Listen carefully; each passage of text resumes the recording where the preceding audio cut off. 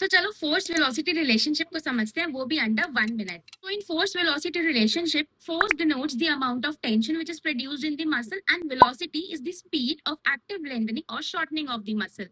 Now in concentric contraction, the force produced is inversely proportional to the active shortening of the muscle. That means if the muscle moves at a slow velocity, then the force produced will be more, and if the muscle moves at a fast velocity, the force produced will be less.